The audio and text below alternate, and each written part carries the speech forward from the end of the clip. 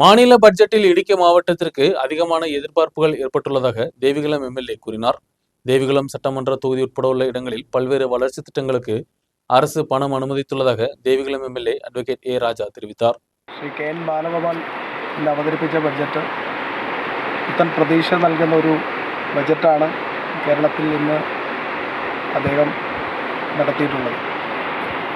കേന്ദ്ര ഗവൺമെൻറ് കേരളത്തിലെ സാമ്പത്തികമായി നിരക്കുമ്പോഴും കേരളത്തിലെ ജനക്ഷേമ പ്രവർത്തനങ്ങളും അതുപോലെ വികസന പ്രവർത്തനങ്ങളും വികസന കാഴ്ചപ്പാടോടുകൂടി ഭാവി വികസനം മുന്നിൽ കണ്ടുകൊണ്ടുള്ള ഒരു ബഡ്ജറ്റാണ് ഇന്ന് കേരളത്തിൽ ബഡ്ജറ്റായി ഇറക്കിയിട്ടുള്ളത്.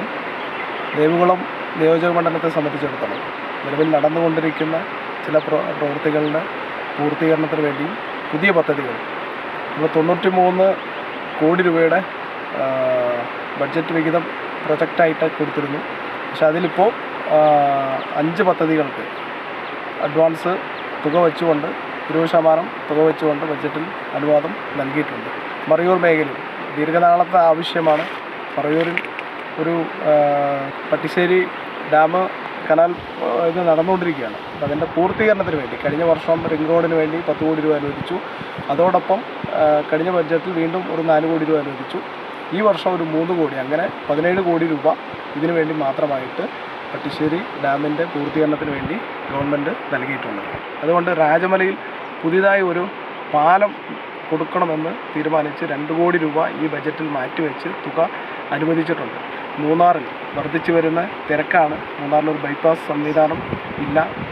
മൂന്നാർ മാട്ടുപ്പെട്ടി റോഡിലേക്ക് പോകുമ്പോൾ വളരെയേറെ തിരക്കാണ് അനുഭവപ്പെടുന്നത്. അപ്പോൾ ആ തിരക്കും കൂടെ ഒന്ന് കുറയ്ക്കുന്നതിന് വേണ്ടി മാർത്തോമ പള്ളിയുടെ അവിടെ നിന്നുള്ള തുടങ്ങുന്ന ബൈപ്പാസ് റോഡ് മൂന്നാർ കോളനി വഴി മൂന്നാർ ടൗണിലേക്ക് എത്തിച്ചേരുന്ന ആ പാതയ്ക്ക് അതിൻ്റെ നവീകരണത്തിന് 3 കോടി രൂപ, പുതിയ പാലമടക്കം അതിൽ നിർമ്മിക്കുന്നതിന് വേണ്ടി 3 കോടി രൂപ അനുവദിച്ചു. അത് മൂന്നാറിലേക്ക് ചലച്ചിത്ര അക്കാദമിയുടെ വികസന അക്കാദമിയുടെ നേതൃത്വത്തിലുള്ള ഒരു തിയേറ്റർ മൂന്നാറിൽ സ്ഥാപിക്കുന്നതിന് വേണ്ടി 3 കോടി രൂപ ഈ ബഡ്ജറ്റിൽ അനുവദിച്ചു. അതുപോലെ ഒരു വിനോദസഞ്ചാര മേഖലയാണ് മാങ്കുളം.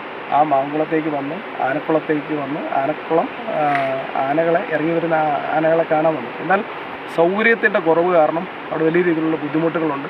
ആ ബുദ്ധിമുട്ടുകൾ പരിഹരിക്കുന്നതിന് വേണ്ടി നമ്മളൊരു തീരുമാനം എടുത്തു. ഇത്തവണ അവിടുത്തെ ഒരു പാർക്കിംഗ് സൗകര്യം, അതോടൊപ്പം ഒരു പവലിയൻ സൗകര്യം, മറ്റ് അമ്യൂണിറ്റി സെൻറ്റർ ഇതെല്ലാം ഉണ്ടാക്കി കൊടുക്കുന്നതിന് വേണ്ടിയിട്ട് ഒരു 2 കോടി രൂപ ഇതിൻ്റെ ഭാഗമായി ഈ ബഡ്ജറ്റിൽ തുക അനുവദിച്ചിട്ടുണ്ട്. അതുപോലെ മൂന്നാറിലുള്ള ഡിസ്പെൻസറിയാണ്. മൂന്നാർ ടൗണിൽ പ്രവർത്തിക്കുന്ന ഡിസ്പെൻസറി ചെറിയ സ്ഥാപനമാണ്, പക്ഷേ ഒത്തിരിയേറെ ആളുകൾ ഇത് ആശ്രയിക്കുന്നുണ്ട്. ആ ഡിസ്പെൻസറി ഒന്ന് നല്ല കെട്ടിടം കൊണ്ടുവരുന്നതിന് വേണ്ടി, നല്ലൊരു സൗകര്യം മെച്ചപ്പെടുത്തുന്നതിന് വേണ്ടി 1 കോടി രൂപ അതിനും അനുവദിച്ചിട്ടുണ്ട്. അതുപോലെ ആനച്ചാൽ, നമുക്കറിയാം ആനച്ചാലിന് വലിയ തിരക്കുകളാണ് അനുഭവപ്പെടുന്നത്. അപ്പോൾ മലയോര ഹൈവേയുടെ ഭാഗമായി ചിത്രപുരത്ത് നിന്ന് ആനച്ചാൽ വഴി ഇരുട്ടുകാനം വരെയുള്ള റോഡ് വീതി കൂട്ടാൻ പോവുകയാണ്. പക്ഷേ ആ റോഡ് വീതി കൂട്ടുമ്പോൾ അപ്പുറത്തുള്ള വെള്ളത്തുവലിലേക്ക് പോകുന്ന റോഡും ഇടുങ്ങിയ റോഡാണ്. എപ്പോഴും തിരക്കനുഭവപ്പെടുന്ന ഒരു സ്ഥലമാണ്. അപ്പോൾ ഈ തിരക്കുകൾ കുറയ്ക്കുന്നതിന് വേണ്ടി ആ റോഡ് ഒരു 2 കിലോമീറ്റർ വീതി കൂട്ടി പണിയുന്നതിന് വേണ്ടി ഒരു 2 കോടി രൂപ ഇതിൻ്റെ ഭാഗമായി അനുവദിച്ചിട്ടുണ്ട്. അപ്പോൾ ചിത്രപുരം ITI കഴിഞ്ഞ ഗവൺമെൻറ് ITI അനുവദിച്ചു, അതിന് വേണ്ടിയിട്ടുള്ള പണം അനുവദിച്ചു. കഴിഞ്ഞ വർഷമാണ് അതിൻ്റെ സ്ഥലമടക്കം റവന്യൂ വകുപ്പിൽ നിന്ന് നമുക്ക് വിട്ടു തന്നിട്ടുള്ളത്. പിന്നീട് ഈ ITIക്ക് വേണ്ടി 2 കോടി രൂപയും ഈ ബഡ്ജറ്റിൽ അനുവദിച്ചിട്ടുണ്ട്. അതുപോലെ ഇടുക്കിക്കാരുടെ ഒരു സ്വപ്ന പദ്ധതിയാണ് സീപ്ലെയിൻ എന്നുള്ളത്. സീപ്ലെയിൻ്റെ പരീക്ഷണ ഓട്ടം ഈ കഴിഞ്ഞ മാസങ്ങളിൽ നടത്തിയിരുന്നു.